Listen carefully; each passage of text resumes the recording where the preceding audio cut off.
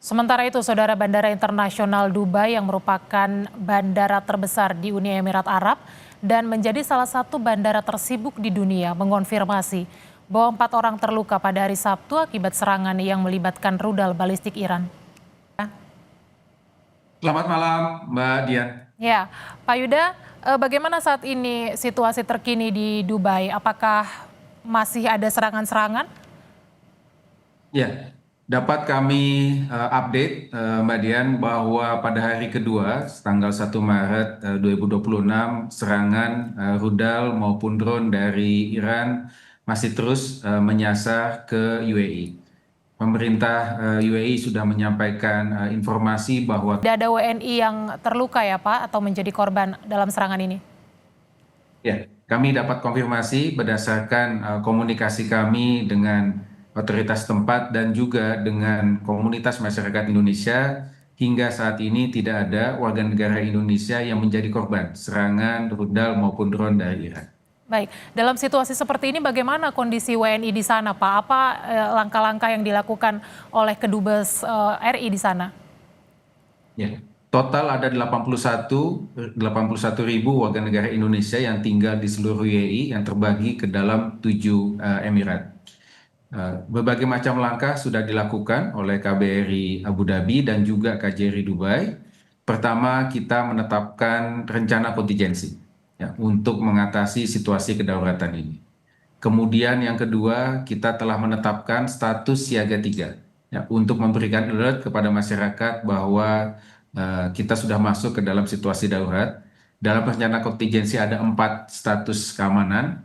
Pertama, situasi normal. Kedua, siaga 3, siaga 2, dan yang paling tinggi adalah siaga 1.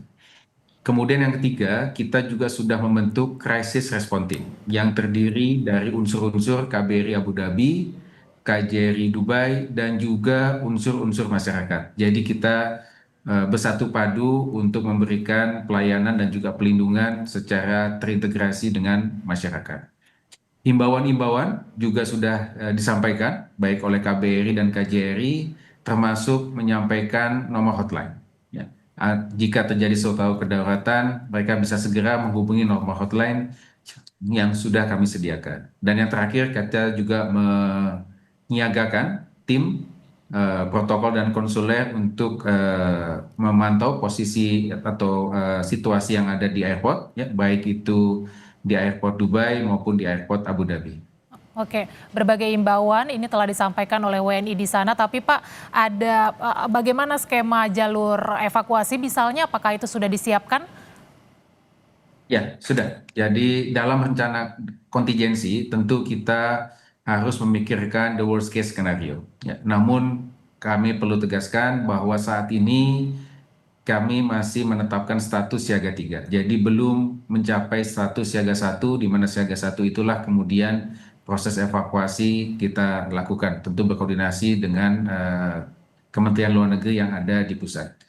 Kami yang dapat kami sampaikan adalah pada saat ini agar masyarakat tetap tenang, namun meningkatkan kewaspadaan, selalu memonitor informasi resmi yang disampaikan oleh otoritas tempat, melakukan lapor diri bagi WNI yang belum melakukan lapor diri, dan segera menghubungi hotline jika terjadi situasi kedaruratan.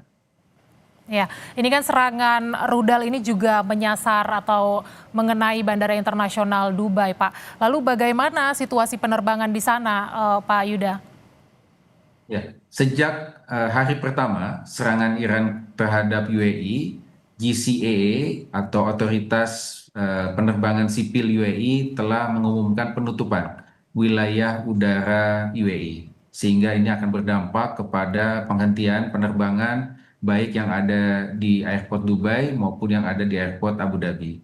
Dan hingga saat ini ya kami dapat mencatat ada 21 warga negara Indonesia yang terdampak karena penghentian penerbangan ini.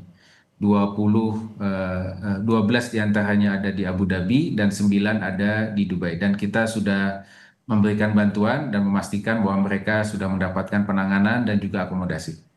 Oke, baik, ada 21 WNI yang terdampak dan penanganannya juga sudah dilakukan. Lalu Pak, sambil memantau atau mengamati situasi saat ini, langkah konkret apa yang dilakukan Duta Besar RI di sana atau Kedutaan Besar RI di Uni Emirat Arab untuk memastikan WNI ini akan tetap aman di tengah mungkin saja potensi eskalasi yang akan meningkat? Ya, pertama tentu dalam situasi kedaulatan ini kita perlu menyampaikan langkah-langkah kontingensi yang kita sudah siapkan kepada masyarakat. Hal ini sangat penting untuk membuat masyarakat tetap tenang, namun waspada.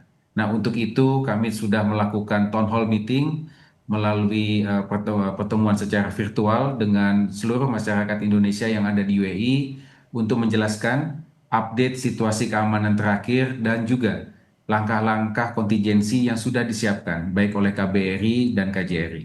Informasi yang lengkap itu akan sangat membantu masyarakat untuk tetap tenang.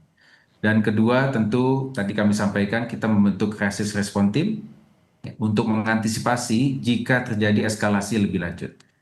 We have to think the worst case scenario. Tentu kita tidak mengharapkan hal ini terjadi, namun dalam konteks rencana kontingensi kita harus mempersiapkan hal tersebut. Dan itu sudah kita siapkan sejak sekarang. Baik, meskipun kalau bisa dikoreksi kalau saya salah Pak Yuda, tapi kalau tidak salah memang jalur udara atau penerbangan di sana ditutup ya Pak. Betul ya Pak Yuda? Dalam situasi seperti ini. Ya, tapi apakah sudah ada perencanaan misalnya kalau nanti situasinya semakin tidak kondusif, bagaimana? Apakah ada langkah misalnya memulangkan WNI atau seperti apa mengevakuasi? Sudah sejauh itu perencanaannya atau masih optimis bahwa ya situasinya akan tetap kondusif? Dapat kami sampaikan bahwa rencana kontingensi kami sudah mempersiapkan jika nanti kita mencapai status siaga 1, yaitu ketika kita mulai melakukan langkah-langkah evakuasi. Artinya rute evakuasi juga sudah kita siapkan. Namun untuk alasan keamanan kami belum bisa dapat sampaikan saat ini. Oke, seperti apa skema evakuasinya Pak Yuda? Ya, tentu detailnya ada berbagai macam opsi evakuasi yang sudah kita siapkan. Ya. Namun sekali lagi untuk alasan keamanan kami tidak saya sampaikan untuk saat ini. Oke, baik. Tapi tentu saja setiap perencanaan itu sudah disiapkan ya Pak Yuda untuk situasi yang terburuk begitu sudah disiapkan untuk keamanan warga negara di sana. Pak Yuda, dampak langsung yang dirasakan oleh WNI di sana dalam situasi serangan Amerika Serikat Israel ke Iran, seperti apa bisa digambarkan Pak Yuda? Ya, dampak langsung yang bisa dirasakan oleh masyarakat termasuk warga negara kita tentu adalah terkait dengan mobilitas, ya, karena tentu ancaman yang terbesar saat ini adalah debris dari rudal-rudal atau drone yang berhasil diintercept oleh UAE. Nah, untuk itu otoritas UAE sudah menyampaikan imbauan bahwa untuk sekolah akan dilakukan secara online, jadi tidak masuk secara fisik ke sekolah, dan juga sudah ada imbauan kepada perusahaan-perusahaan swasta untuk dapat melakukan work from home, seperti itu. Oke, baik. Berarti sampai dengan saat ini belum ada WNI yang melaporkan kondisi mereka misalnya tidak dalam kondisi baik atau seperti apa, itu ada laporan-laporan yang sudah disampaikan sampai dengan saat ini ke Kedubes, Pak Yuda? Ya, dari komunikasi kami dengan masyarakat melalui town hall maupun melalui informasi yang kita terima dari hotline, hingga saat ini tidak ada warga negara kita yang terdampak langsung dari serangan rudal. Namun tadi kami sampaikan ada 21 WNI yang terdampak karena penutupan penerbangan. Sedangkan WNI yang lainnya tetap dalam kondisi aman.